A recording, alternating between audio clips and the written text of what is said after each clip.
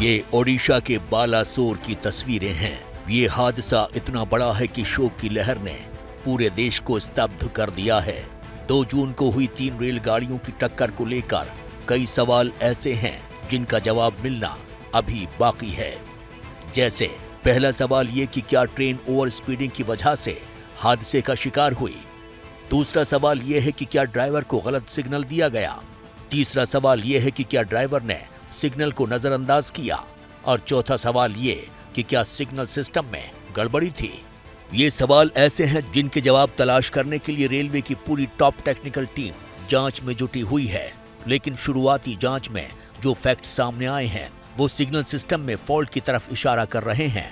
Preliminary finding से ऐसा लगता है कि सिग्नलिंग में कोई परेशानी पाई गई, लेकिन वो भी प्रिलिमिनरी जानकारी है।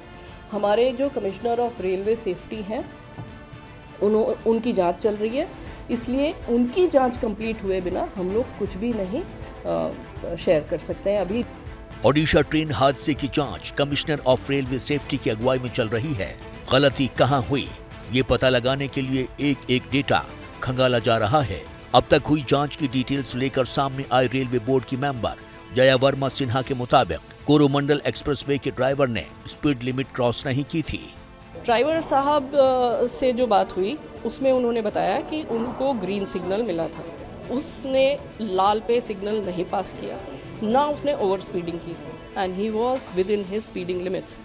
कोरोमंडल एक्सप्रेस 128 किलोमीटर की रफ्तार से बढ़ रही थी और अपनी 130 किलोमीटर प्रति घंटा के स्पीड लिमिट के भीतर थी। उसके बगल से हावड़ा की तरफ जा रही यशवंतपुर एक्सप्रेस की रफ्तार भी 128 किलोमीटर प्रति घंटा थी, वो भी स्पीड लिमिट के भीतर थी। ये मान भी लिया जाए कि मूविंग ट्रेन्स की स्पीड लिमिट में थी, फिर भी अब तक ये नहीं पता चला है कि कोरोमंडल एक्सप्रेस लूप लाइन पर खड़ी मालगाड़ी से कैसे टकराई। कोरोमंडल एक्सप्रेस को मेन अपलाइन का सिग्नल मिला हुआ था, इस हिसाब से उसे सीधे निकलना चाहिए था, लेकिन वो मुड़कर लूप लाइन में कैसे चली गई। रेल मंत्री ने इस पर बहुत बड़ा इशारा किया है। पॉइंट मशीन की बात है, इलेक्ट्रॉनिक इंटरलॉकिंग की बात है। इलेक्ट्रॉनिक इंटरलॉकिंग में जो चेंज किया जिसके कारण ये दुर्घटना हुई, जिसने भी किया, जो भी इसके कारण है वो इन्वेस्टिगेशन से निकलेगा। रेल मंत्री इलेक्ट्रॉनिक इंटरलॉकिंग सिस्टम में चेंज की बात कर रहे हैं, तो सवाल ये है कि क्या ये हादसा इसी वजह से हुआ। जवाब तक पहुंचने से पहले इलेक्ट्रॉनिक इंटरलॉकिंग सिस्टम को समझ लीजिए। ये इलेक्ट्रॉनिक और कंप्यूटर नेटवर्क को मिलाकर तैयार किया गया ऐसा सिस्टम है जिससे रेलगाड़ियों का ट्रांजिशन कंट्रोल किया जाता है। इलेक्ट्रॉनिक इंटरलॉकिंग सिस्टम ट्रेन की पोजीशन, स्पीड और दूसरे डेटा सिग्नलिंग सिस्टम को भेजते हैं। सिग्नलिंग सिस्टम उस ट्रेन की स्पीड और स्टॉपेज से जुड़े सिग्नल देता है।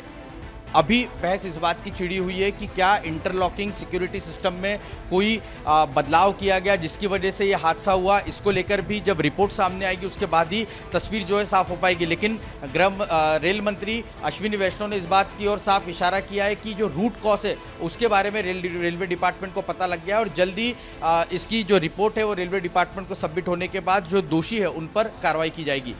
इस बीच हादसे की जांच सुप्रीम कोर्ट के जज से कराने की मांग को लेकर देश की सबसे बड़ी अदालत में अर्जी दे दी गई है। इस पर फैसला अदालत को लेना है, लेकिन ये सच है कि जब तक बालासोर ट्रेन हादसे का पूरा सच सामने नहीं आता तब तक हादसे के असली गुनाहगार की पहचान मुश्किल है।